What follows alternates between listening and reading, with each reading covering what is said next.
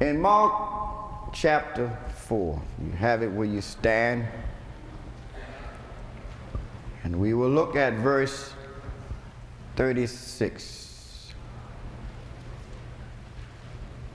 And when they had sent away the multitude, they took him even as he was in the ship. And there were also with him other little ships. Verse 37. And there arose a great storm of wind, and the waves beat into the ship, so that it was now full. And he was in the hinder part of the ship, asleep on a pillow. And they awake him, and he said unto him, Master, carest thou not that we perish? And he arose and rebuked the wind, and said unto the sea, Peace, be still. And the wind ceased, and there was a great calm. And he said unto them, Why are ye so fearful? How is it that ye have no faith? And they feared exceedingly, and said one to another, What manner of man is this, that even the wind and the sea obey him? You may be seated. Thank you, young man. I want to talk about stormy weather. Since we've been having so many storms in our city in Florida, every time you look around, it's a new storm right now. And I thought tonight would be a very good time to talk about some other storms. Stormy weather. Lena Horne was quite famous for the song Stormy Weather. I don't know why there are no stars in the sky. When I was a child, I heard my father say to me, Son, I know you all think Lena Horne was great with stormy weather, but you should have heard Ethel Waters singing Stormy Weather. So Lena Horne was a highly light-colored woman, a beautiful complexion, and they promoted her. But Ethel Waters was a dark complexion, and in those days they elevated the high light-skinned people. So they made Ethel Waters more of a maid in a lot of the movies. But he said, but when Ethel Waters would step out on stage with that high-pitched contralto voice and sing Stormy Weather, the house would go crazy. And I asked my dad, I said, why? He said, well, Lena Horne was singing it because she was pretty and she had a beautiful voice. But Ethel Waters sang it because she caught hell.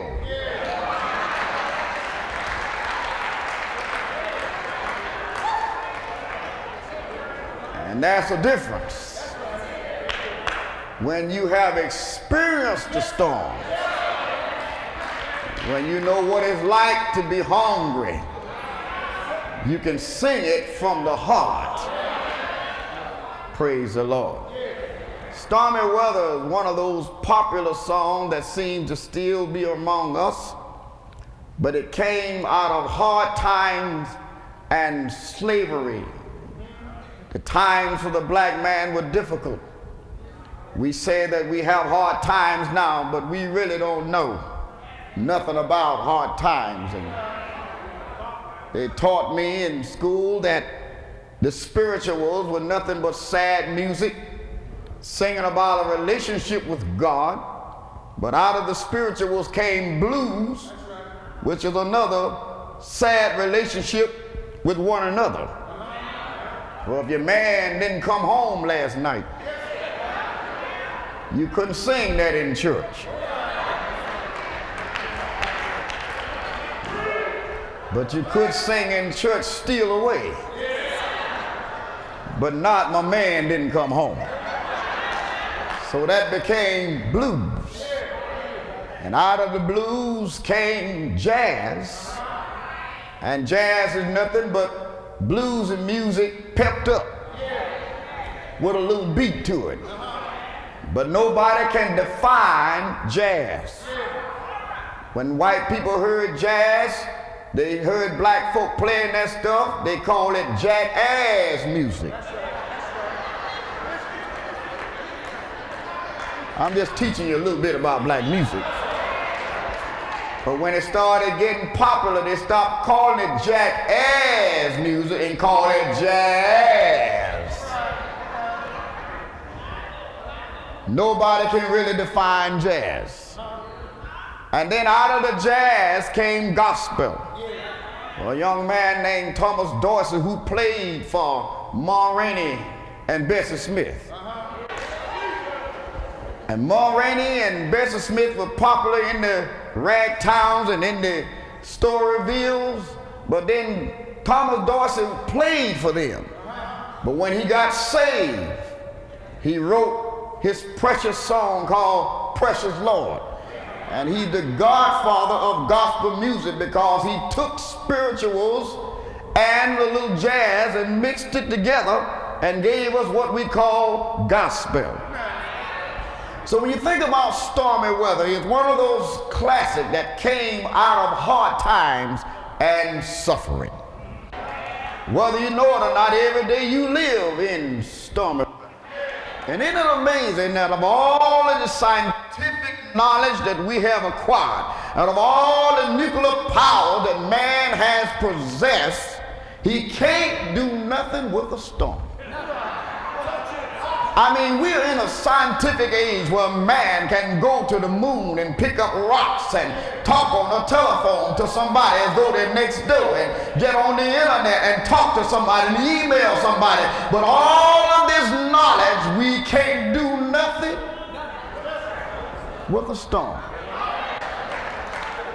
It looked like somebody would create something with these meteorologists now. Look like they ought to be able to get in the eye of a storm and break up the storm, but they are telling you, all we can tell you is which way it's going. And the best thing for you to do is get out of town.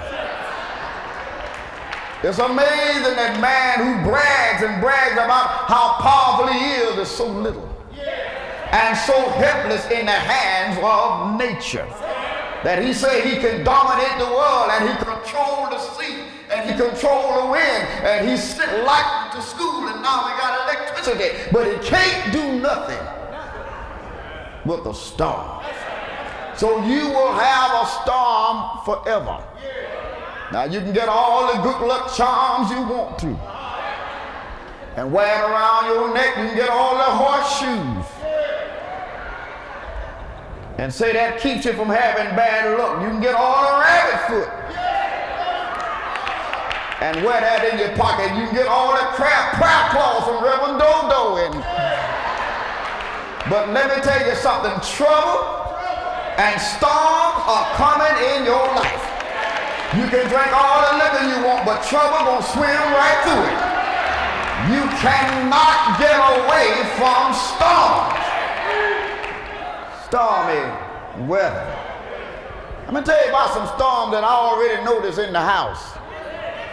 One of the storms that they tell me that's around is called a hurricane. Now, hurricane is a storm that just blow a whole lot of wind. And it will tear up. But it tear up with a whole lot of wind. And I know that there are some church folk who like hurricanes. Because all they do is blow in.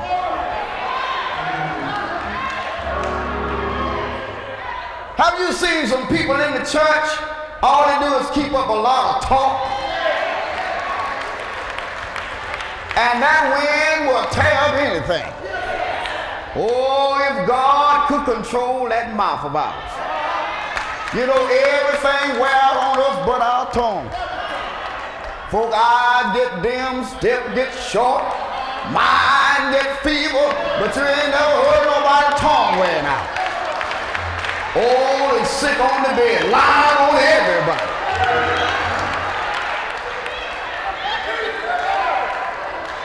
Child, I call you to tell you about the ladies, and they ain't never got all this straightened out. I mean, they just talk,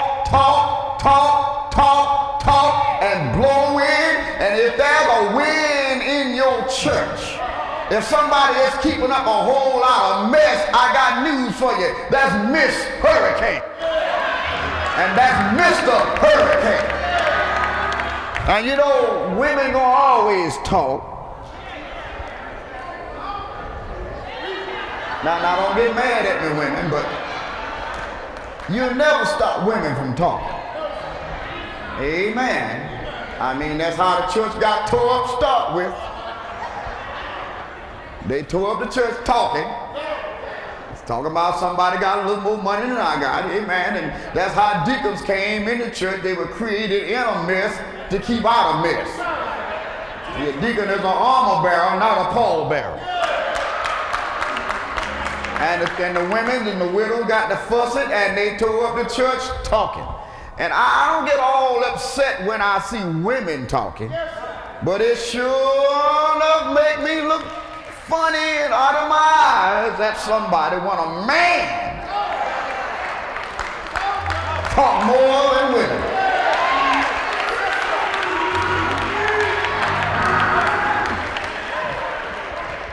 You know, one time a man, he needed some new teeth, and he went to see a doctor. The doctor decided to give him some new teeth, and he prescribed and gave him his new teeth. Then the next time, after he got his new teeth, he was just talking. Everybody want to know, since he got a new set of teeth, why he talk so much? Finally, he went back to the doctor, and the doctor wanted to examine his mouth, and he was just talking. And the doctor noticed, he said, well, let me see, why you talk so much? He looked in his mouth and said, oh, I know what I did. I gave you the wrong set of teeth. I gave you a woman's set.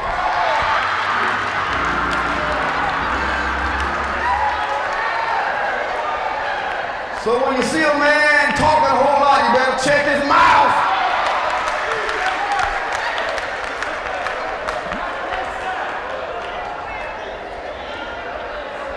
That's what you call a hurricane. Then another storm in the church is called a tornado. Now a tornado, it doesn't blow in like a hurricane, but it's known for tearing up things. And I don't know about you, but I've seen some folk in the church that love tearing up stuff. I don't care what you put them in, they'll tear it up. They just tear up everything. They can't work with nobody. But if you're a child of God, you can work with anybody. What's so special about a tornado is that you can't predict which way it's going. You say it's going on this side of town, and the next thing you look around, it's turned, and it's going in another direction. Now I know some tornadoes in the church because there's so many two-faced folk. Some folk are always grinning in your face, acting like they're your friend, and then they get behind your back and talk about you like a dog. I want you to know there's a tornado. Look at your neighbor and say, I hope you're not a tornado.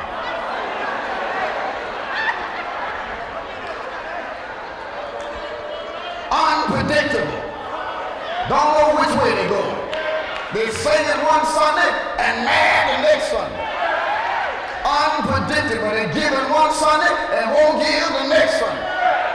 Come to church one Sunday and the next day they lie around in their bed. unpredictable tornadoes. Another thing in the church is called a dust storm.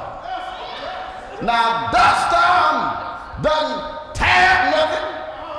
It just makes everything dirty. Dust will get all in your car. Dust, I ain't ready yet.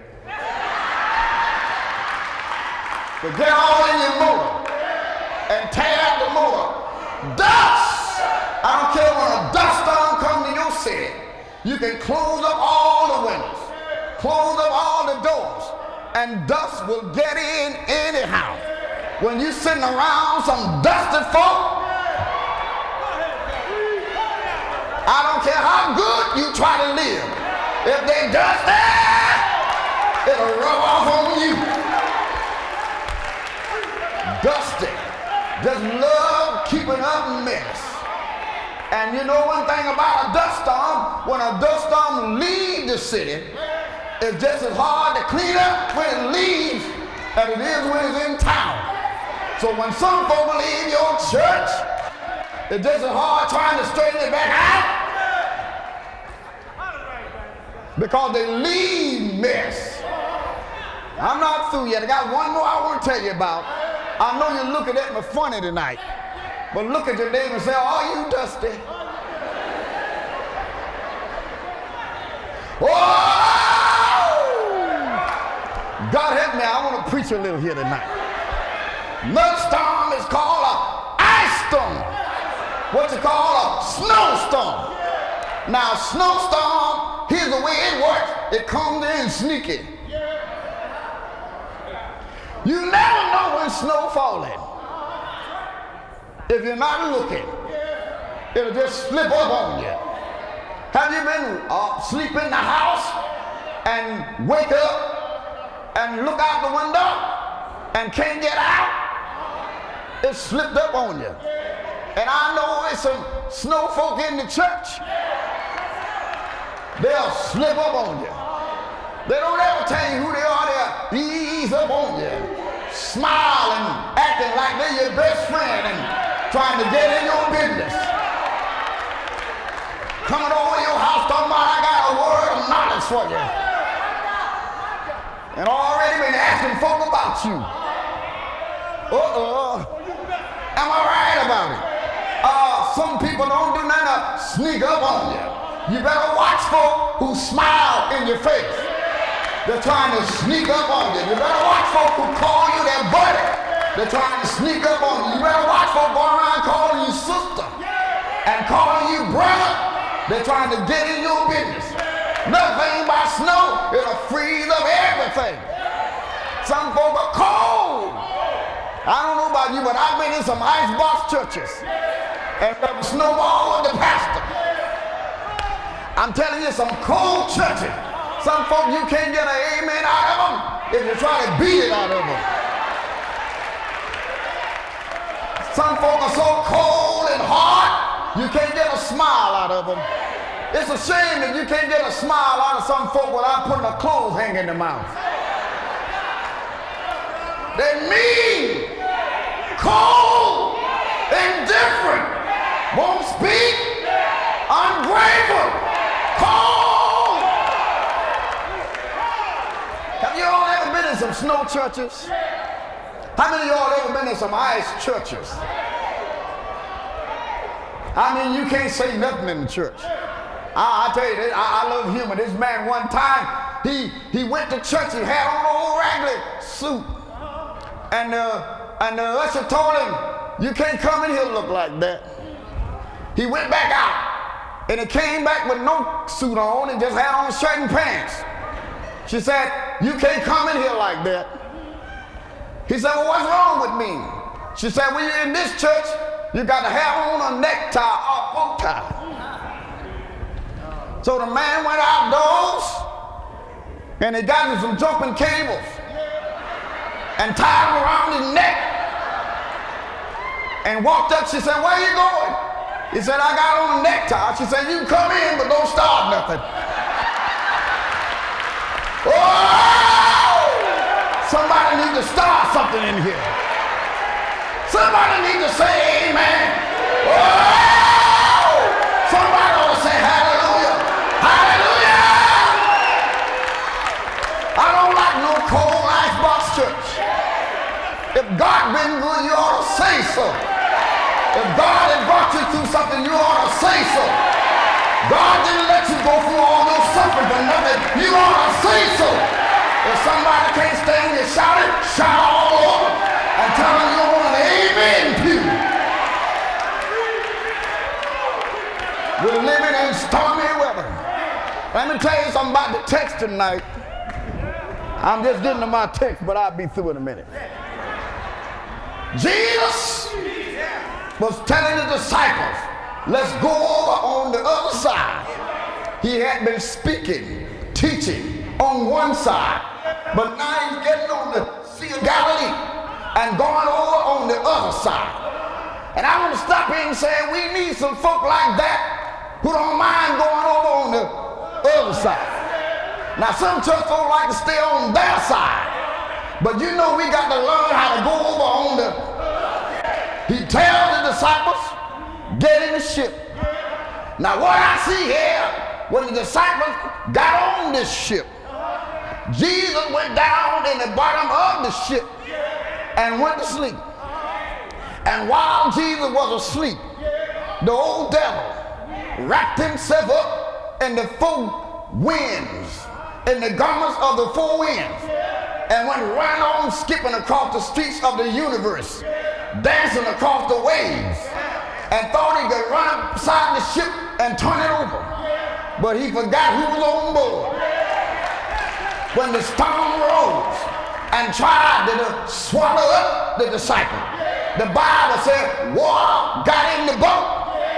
And I come by to tell you tonight, I don't care how good you live, water is going to get in your boat. You can be a disciple, you can be a child of God, but water will get in your boat. The same thing that's trying to drown you will sometimes get in your boat. But don't worry, when water get in your boat, it's a lesson in that. Why did Jesus let his disciples get in the storm? Why did he lead them out there? I want to tell you, Jesus knew that storm was coming, but he led them out there anyhow. That's to tell us tonight, no matter how good you live as a Christian, you will get in trouble following Jesus. Now some of these mushroom religions popping up all over the land, fooling folk talking about prosperity, that you won't have no trouble. But I come by to tell you, prosperity is not having houses, cars, and clothes. Prosperity is learning how to be content with what you have.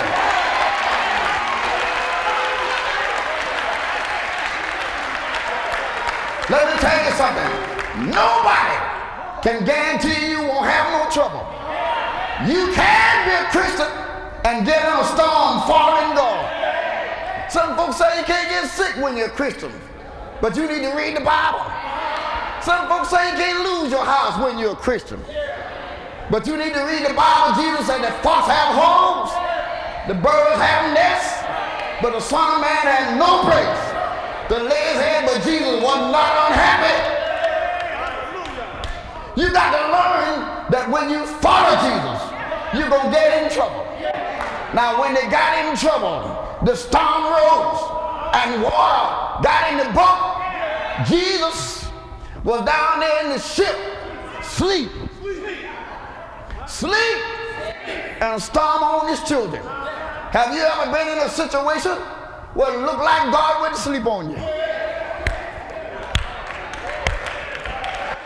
I don't know about you, but sometimes look like I've been in a situation and look like God went to sleep on me. You looked for him, you called him, you prayed, and you didn't get no answer.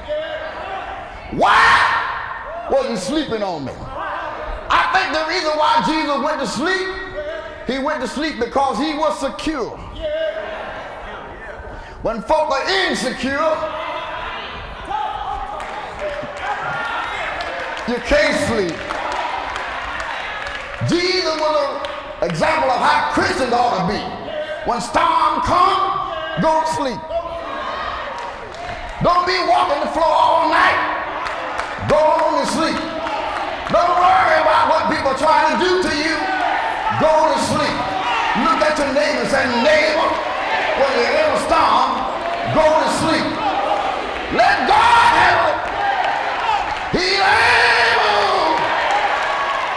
And since God can handle it, you ought to go to sleep. Don't be insecure. I'm disturbed about Christians who can't get their rest and saying they're trusting in God. Jesus letting you know you can rest when you know who you are and whose you are. When I know I'm a child of God, you can't keep me up all night.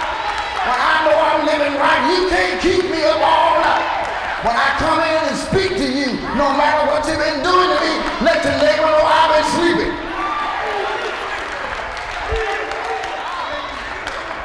Jesus went to sleep because he was showing his divinity as well as his humanity. His humanity was that he's man of the very man and God of the very God. Oh, praise the Lord. You and I have been in theology. We know that the church split up in the 3rd century over the identity of Christ. Was he fully God and fully man? Am I right about it? I got news for you. He was not part man and part God. He was God and man. And you can see it right here in this text when Jesus went to sleep. Because as a man, he was born as a baby, crying like all other babies. But as a God, the angels put on a Christmas concert and said, joy to the world. As a man, he got tired and sat on Jacob's well.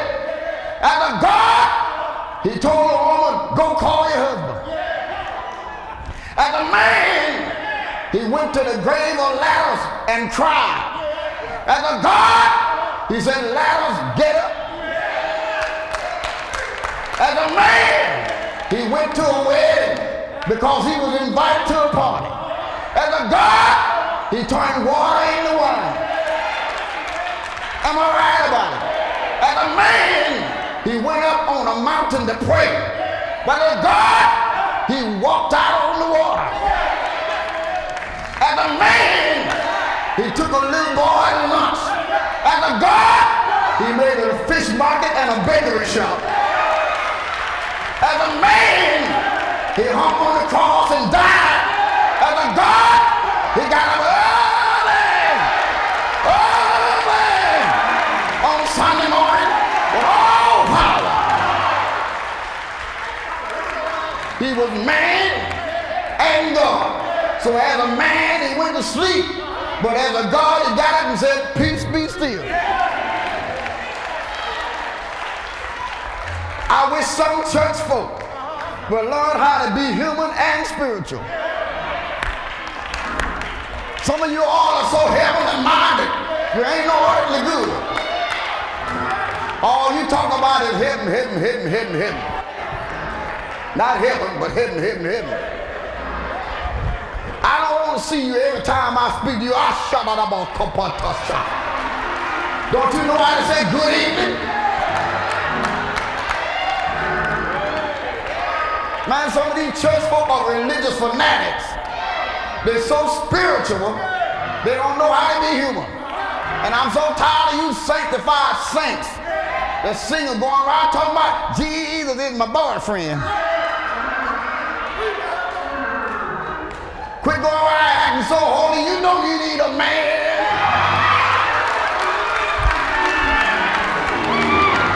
Oh, I didn't mean to step on nobody. That's how come you need so much church, you need a man.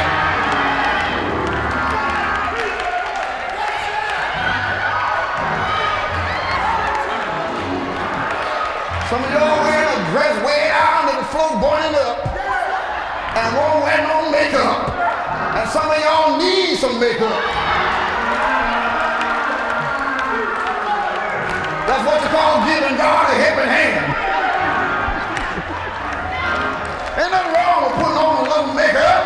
You can be a Christian and have a little weed hair.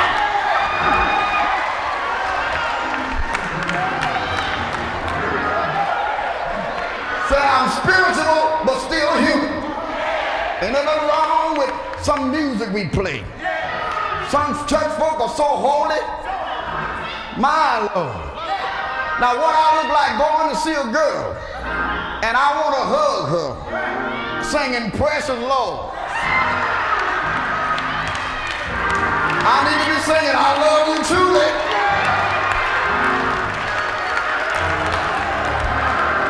You don't need to be going to see no woman talking about Amazing Grace. You got to learn how to sing the right song for the right occasion. Nothing wrong with being human as long as you know how far to go. He was man and God on that ship. And Jesus went to sleep on that ship. While he was asleep, the old devil got started. Isn't that the way life is? When things are going good, they started off calm and peaceful, but then the old enemy rose up. How do you know some people are your friend? Until a storm comes. A storm will come in your life to let you know who's with you. People are hypocritical. They will smile in your face and say, I'll be with you through thick and thin. And when it gets thick, they'll thin out. But a storm will let you know who your friends are. I know we both have been in some storms, and we found out who are our true members. But God will allow you to go through a storm to show you some folk are not your friend. Oh, and then a storm takes away some trash. Sometimes a storm will move some stuff. Sometimes God will send a storm in your life to move away some folk who don't mean you no good. Oh, and thank God the storm moves some folk. People don't like to be around you when you're down and out. People don't like to be around you when you need them. And you need some storms to find out who with you and to move some folk who don't mean you no good. Oh Lord, Jesus was at the bottom of the ship. Now I wonder to myself why he slept in all that storm. Look like to me with all of that hollering and that blowing, Jesus could have heard it. The Bible says he was sound asleep. Look like to me with all of that screaming his disciple was doing, why didn't he wake up and just kept right on sleeping? But I think Jesus was letting us know something tonight. If you want him in your life, there are two things you got to make sure you know. First of all, you got to have him on board. A storm is coming in your life, but what are you going to do about it? You ought to have him on board before it comes. Now, Christians can go through the same thing a sinner can go through, but won't commit suicide. And the reason why I'm not going to kill myself is because of who I got on board.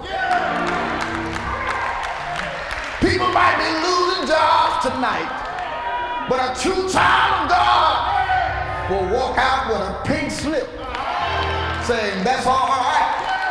I see a job around the corner because I got somebody on board. People might try to destroy your character and they might hurt you to your heart, but you won't go under because I got somebody on board.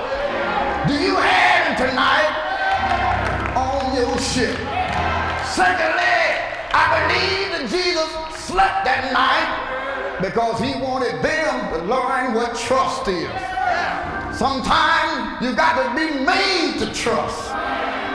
Trust is something we have to learn how to do.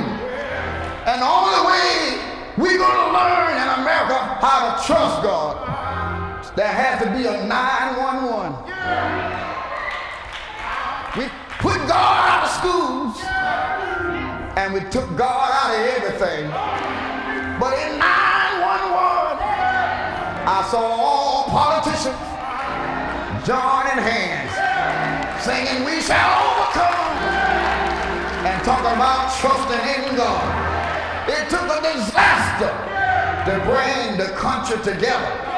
And sometimes it takes storms in our life to teach us how to trust in God. You don't know how to trust in God until your money gets low. You don't know how to trust in God until you don't have no job. You really don't know what real trust is like until you don't have no friend. And when you find out tonight that you have nobody but Jesus, you find out that's enough. Oh, Lord. Oh, I'm closing now. Jesus was asleep that night, because if you want a miracle, you got to wake him up. Ain't God all right? The Lord standing right there.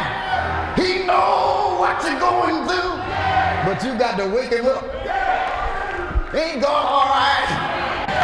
Call on him and he will answer. He didn't move until they called on him. You can say you got faith, but you got to call on him. You can say you believe it's a God, but you got to call on him. And when they called on him, he woke up and got up out of sleep. And when Jesus woke up and got up out of his sleep, look what Jesus did. Jesus, the Son of God. Jesus, the Lamb of God. Jesus, my way maker. Jesus, my bread and a star in my land. Jesus woke up and wiped the sleep from his eyes and looked out at the wind and looked out at the lightning and looked like I can imagine in my mind. He said to the lightning, "Boy, stick your tongue back in your mouth," and told the wind, "Get on back in the garage of eternity," and shut the door down, and told the waves, "Lie down and behave yourself," and summoned it all up and said, "Peace, be still," and God all right. And the wind went on in the garage of eternity, and the lightning stuck his tongue in his mouth, and the waves began to lie down like dogs at the feet of the master. And I could hear him saying, "Why you not making no fuss?" Because the wind and waves talks back to me and said, "Flemming, we had to hush when we heard his voice. When we heard his voice, it was God's voice that said, 'Let there be.' And it was God